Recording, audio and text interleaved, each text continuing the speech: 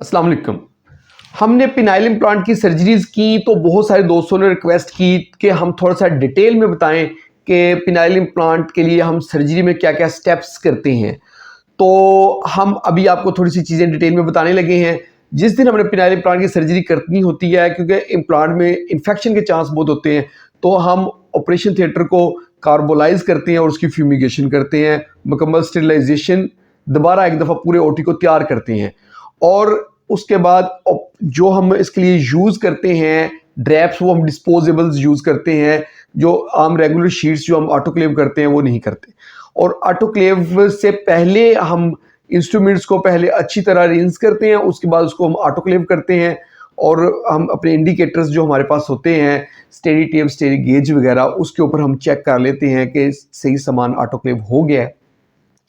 फिर हम जो है ना सिलीमेड का या रिजिकॉन का पिनाइल इम्प्लांट यूज़ करते हैं। ये जो हम अभी आपको स्क्रीन में नज़र आ रहा होगा पिनाइल इम्प्लांट, ये वाला पिनाइल इम्प्लांट जो है ना रिजिकॉन का है। ये रिजिकॉन का पिनाइल इम्प्लांट हमने मंगवाया है। पहले हमने पेशेंट की साइजिंग की थी, पेशेंट के पीनिस का साइज़ चेक किया और हमें उसकी विड्थ चेक की, गिर्थ चेक की, और उसके बाद हमने अब इम्प्लांट को ऑर्डर किया कि इस साइज़ का इम्प्लांट इतनी जो है ना उसकी विड्थ के साथ हमें चाहिए। तो वो पिनाइल इम्प्लांट हमें आ गया। फिर हमने पेशेंट को अंडर स्पाइनल एनेस्थीसिया, पेशेंट होश में था, तो हमने पेशेंट का जो अप्रोच यूज़ की, ज़्यादातर जो हम अप्रोच यूज़ करते हैं वो होती है पीनोस्क्रोटल, यानी कि पीनस और स्क्रोटम के जंक्शन के ऊपर। वहाँ पे हम जो है ना वर्टिकल लंबाई के रुख कट लगाते हैं। उस रुख कट लगाने का ये फ़ायदा होता है कि उससे स्कार जो है वो बहुत अच्छा बनता है, यानी कि स्कार बनता ही नहीं है, कुछ अरसे के बाद ऐसे लगता है जैसे सर्जरी नहीं हुई थी।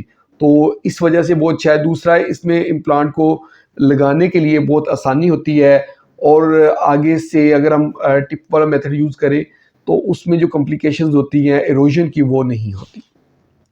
तो हमने इस मेथड से इंसिजन दिया और फिर हमने जो पहले फोली डाला हुआ था, फोली जब डला था तो हमने यूरिथ्रा जो है, जहाँ पेशाब की नाली है, उसको हमने आइडेंटिफाई कर लिया कि ये है। उसको हमने स्लिंग कर लिया, तो हमें पता चल गया उसके दोनों तरफ पे 2 कारपोरा होते हैं।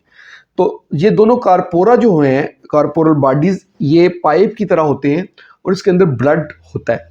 इनके अंदर हमने ये 2 रॉड्स डालने होते हैं, लेफ्ट और राइट। तो हमने पहले एक साइड के जो लेफ्ट साइड था उस कारपोरा के ऊपर इंसिजन दिया, वर्टिकल लंबाई के रुख इंसिजन दिया, कट के रुख नहीं दिया, उसमें कट जाने का डर होता है। हमने लंबाई के रुख अलॉन्ग साइड उसके इंसिजन दे दिया अंदर। फिर उसके हमने वॉश किया और डायलिटेशन की। जब हमने उसकी जो हैगर्स डायलेटर हमने यूज़ किए इसके लिए, हैगर डायलिसिस हम स्टेप बाय स्टेप उसको बढ़ाते गए और मैक्सिमम डायलिटेशन हमने कर ली। फिर हमने दूसरी साइड की डायलिटेशन कर ली।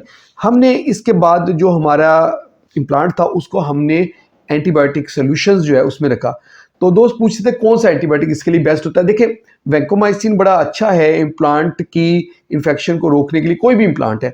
और उसके अलावा जो है ना सेफुपेराजोन, ये जो है सेकंड जनरेशन सेफलोस्पोरिन है, वो बहुत अच्छा है। तो इस पेशेंट में हमने सेफलोस्पोरिन जो है ना सेकंड जनरेशन सेफुपेराजोन वो यूज़ किया, उसके अंदर हम डिप कर लिया।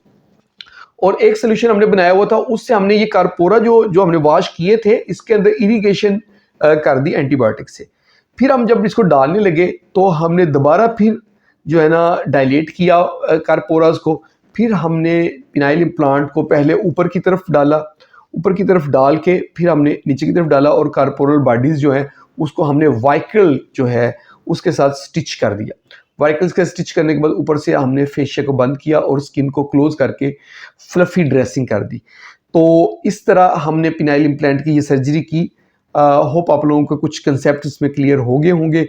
तो अगर आपको मज़ीद कुछ इसके बारे में पूछना है तो आप इनबॉक्स में आकर मुझसे पूछ सकते हैं। अगर आपको हमारी ये पिनाइल इम्प्लांट वाली वीडियो पसंद आई है तो इसको लाइक कर दें और इसको शेयर करें उन दोस्तों के साथ जो सेक्शुअल हेल्थ के बारे में सफ़र कर रहे हैं। और हमारे चैनल को जल्दी से सब्सक्राइब कर दें ताकि आपको हेल्थ से रिलेटेड अच्छी अच्छी वीडियोस मिलती रहें। बहुत बहुत शुक्रिया।